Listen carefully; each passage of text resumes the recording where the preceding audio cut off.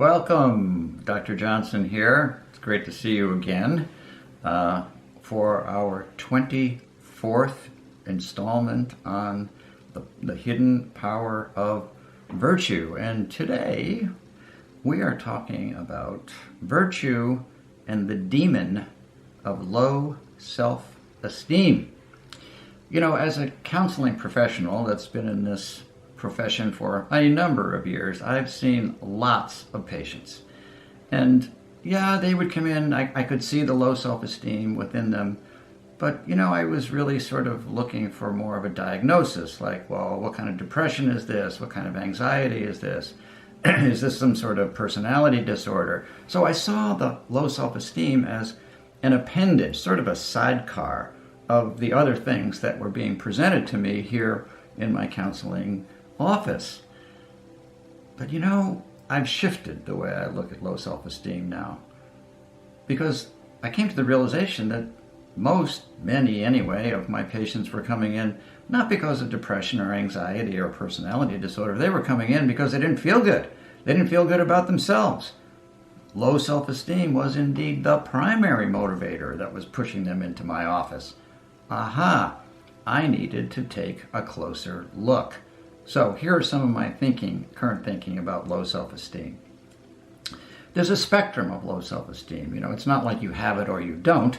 It's on a continuum. I put it on a continuum from 0, meaning there's nothing wrong with your self-esteem, all the way up to 100, whereas you are truly hobbled by low self-esteem.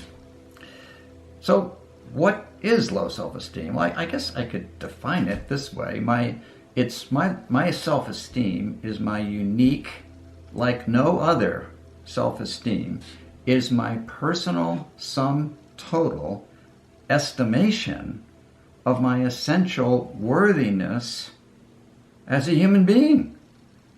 How much am I worth? Do I count? You know, am I okay?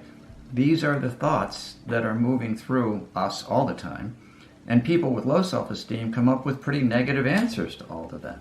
So low self-esteem infers that we are using this magnificent thing, which I've been talking about for a number of our sessions, called personality, that we've been using our personality in ways that really are not helpful for us. For example, if I apply it to myself, my low self-esteem, and I do suffer from it myself, I realized after writing this book, it was like, gee, I have that too. I think everybody has it to some degree, but maybe 50% of us have it to a degree that really becomes inhibiting to us in some way, emotionally anyway.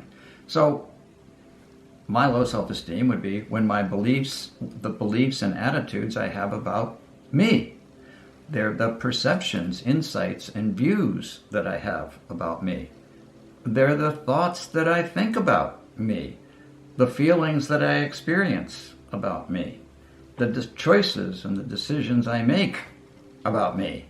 And finally, they're the actions that either support or suppress my interior who I am, who you are. The roots of self-esteem or low self-esteem can run pretty deep in us. They emerge as foggy memories of messages that I received indirectly or directly, perhaps even long ago. They're unanalyzed and confusing directives that I seem to have impressed upon my heart, mind, and soul. They're comparisons and instructions and expectations that I might have about myself. They're even bullying remarks or angry words or dismissive comments that I've had hurled at me throughout my life. And then the general disappointments that I communicate to myself about my own performance. These are the mind, soul, and heart twisting material that gets stored up deep in the uncharted memories of my brain. And I want to point out that, you know, low self-esteem, we throw that term around a lot, but it is not benign. No, it's not a benign visitor that sits quietly in my interior just like a well-behaved little person here.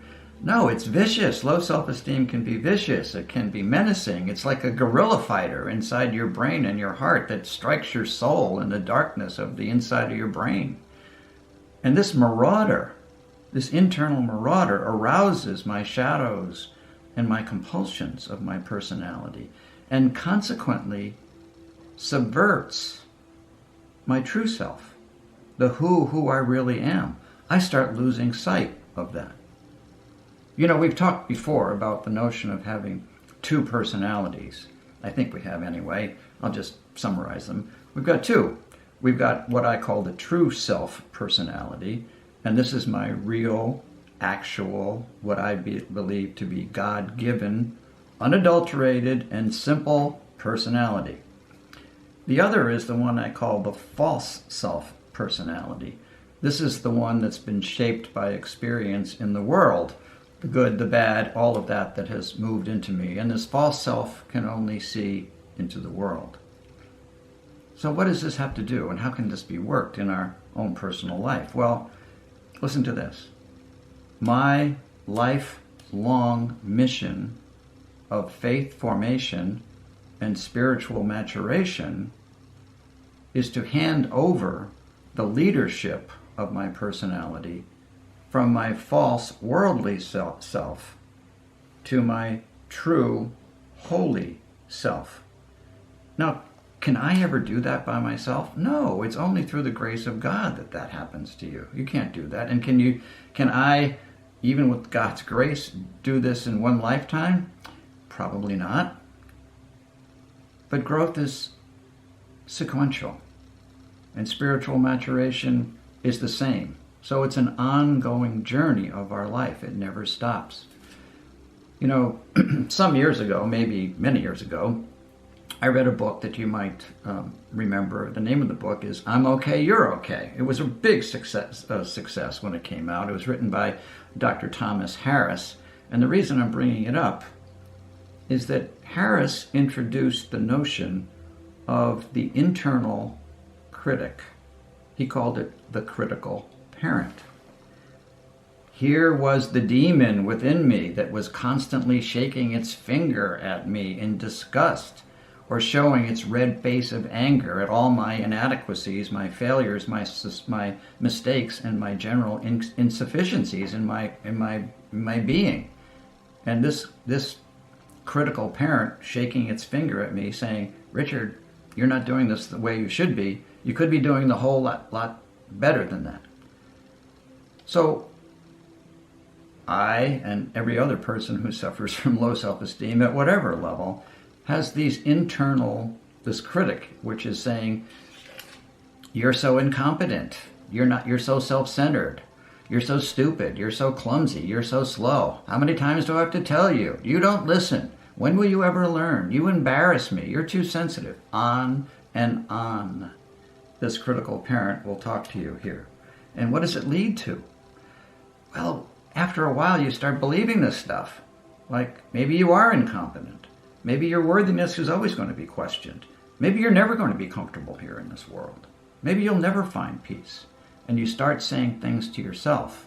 It's not you are this. It's like, I am this. I'm flawed. I'm stupid. I'm incompetent. I'm a failure. I'm weak. I'm too fat. I'm too skinny. I can't trust myself. I'm unreliable. And the list goes on. This is the list that creates low self-esteem. The list can be endless, longer for some of us than for others, yet even one of these accusations can slash through my own peace of mind and heart and put me into turmoil. And I don't even realize it's happening. It's happening at a subterranean level here. What language does your true self use? And what language does your false self use? Well, the language is here. Most accurately, your false self speaks the language of fear. The fear language creates self-division, it creates self-denigration, self-obstruction, self-absorption. All those self-bad words is what the false self is creating within you. And what language does the true self speak? Well, it speaks the language of love. And the language of love is virtue language. That's what this is all about. We're talking about the hidden power of virtue. When we speak the language of love internally, which is the virtue language, then we start realizing the truth, beauty, and goodness of us. Well, certainly we need things that can be changed. We're always growing. We always want to get better. But all of this low self-esteem talk within you, this fear talk, is what keeps us back. Our job is to spiritually abandon our false self. Now, you can't do that overnight, and you can never do that completely. But what I'm really talking about, who leads your personality, or which one of these selves leads your personality? Is it your false self or your true self? Are you living mostly in the world in fear, or you're living mostly in the language of love in a higher power, which we call God? Love and loving is not easy, and it's not simple. No, even our brothers and sisters in AA groups and all, they talk about love as tough love. For a reason, I think.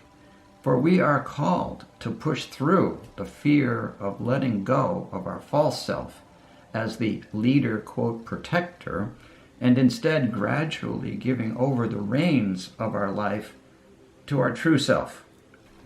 How do we do this?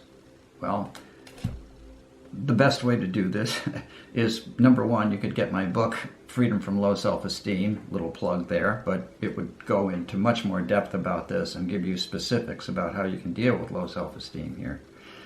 But I'd be also glad to send you a document which I call the Plan to Discover Your True God-Given Personality.